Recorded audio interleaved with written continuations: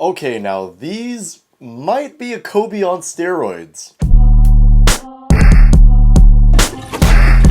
Yo guys, what is good? Zakaragi back at it again, and today we have a review for the Jordan Zion 3 in the Mud, Sweat, and Tears colorway. Now without further ado, let's get straight into this review.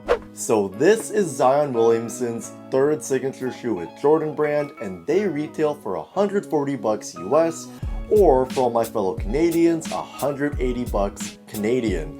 Now that may seem kind of steep, especially given the fact that Zion isn't exactly the NBA All-Star caliber type of player that deserves to have that price tag on his shoes yet. Also given the fact that he hasn't played a full NBA season yet due to health problems and injuries and whatnot. So you might be kind of hesitant to want to spend that kind of money on these shoes, but let me tell you, once you hear more about what's in the shoe and what makes it what it is and how it could potentially be a Kobe on steroids, you might actually consider wanting to buy a pair of these. So I want to talk about the whole theme about these. So it starts with this print on the uppers, and it's supposed to be a mud print. So this mud is representative of how Zion got it out the mud, how he grinded his way from high school to Duke, all the way to the league. So this mud print is actually supposedly the resulting splatter of when Zion jumped out of some mud, which I'm assuming was in the Jordan brand facility, and they decided to put that splatter print all over this shoe right here. So, you know, personally, I think that's kind of stupid, but I think there'll be some of you out there that will appreciate that kind of storytelling that Jordan brand is trying to sell you guys with these. Also, can we just take in that this is such a big departure from the Jordan Zion 2 and even the Jordan Zion 1 as far as the design and looks go, because these guys are definitely more sleek and look like more of a versatile shoe that all types of players can wear, whereas the Jordan Zion 2, for direct comparison, was a more bulky and definitely more big man oriented shoe. So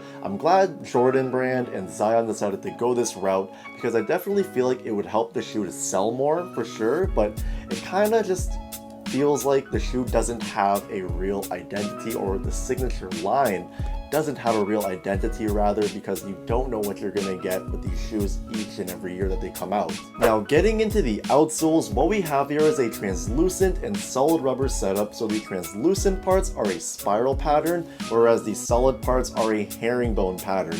So both patterns have traditionally worked well on a lot of different shoes, but I just can't get over this translucent rubber from Jordan brand. Like, I had a chance to try these out on court before I recorded this video, and I'm going to give these the benefit of the doubt because I'm assuming they need some break-in time, and that's what I've read somewhere on the internet as well.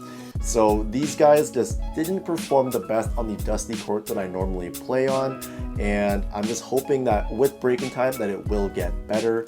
But I have high hopes because this solid part definitely is promising due to the fact that it is herringbone, but it's just these translucent parts that feel really slick on court so far. I don't know what it is, why it's not really grippy, but maybe with some break-in time it will get better. So the aspect of these shoes that really makes them Kobe-esque would have to be this drop-in midsole right here that uses Jordan's Formula 23 foam and has a juicy and beefy Zoom Air unit in the forefoot that feels amazing on foot, that has great bounce. Like, this Zoom Air unit, just from the sheer volume of it, is the reason why I said that these could potentially be a Kobe on steroids, because, you know, the Kobe drop-in midsoles ain't coming with the Zoom Air unit this thick and juicy right here. I mean, I know some of them had the heel zoom in the bottoms right here, but man, this is something else right here. And I also really like how these come with a built-in shank plate right there that comes up on the side here as well.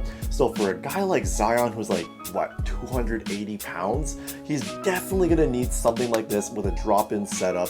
So it definitely will support him and give him more stability as well. And also for all you guys out there that need that kind of support and stability also.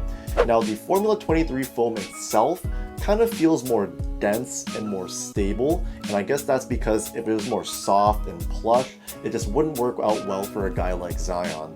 But moving along to the materials, and what we have here is a pretty basic setup. So it's a textile upper that has the TPU overlay, which is the mud print, and I really like how it's super reinforced on the lateral and medial sides of the shoe to promote containment, so Zion doesn't burst through the shoe.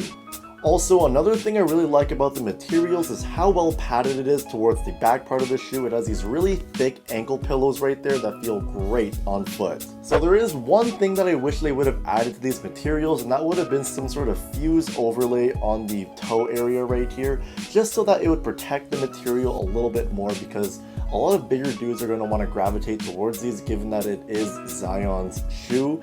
So having a more durable sort of upper, especially in this toe area, would be beneficial for those kind of players. But when it comes to the fit of these shoes, they do run pretty narrow, so if you have a regular width foot or narrow foot, these could work out great for you going true to size. But if you are a wide footer, I'd probably recommend going a half size up, but obviously try them on in store first if you get the chance to see what fits best for your foot. But overall guys, I'm really hoping that these things break in a little bit more and the traction gets better, because every other aspect of the shoe feels great on foot so far, especially the cushioning with that awesome Zoom Air unit in the forefoot. So let me know what you think about these in the comments down below.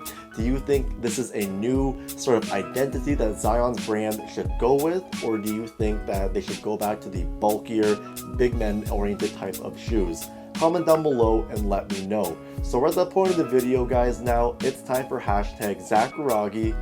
What you rockin'? So for today, I have these right here. So these are the Way of Wade All City 11 V2. I do have a performance review coming up for these soon, so once it's out, link will be up here. But I also did a short form performance review for these, so I'll also link it up here as well. But that is it for today guys. I appreciate all of you guys for watching. I'm signing out. Peace.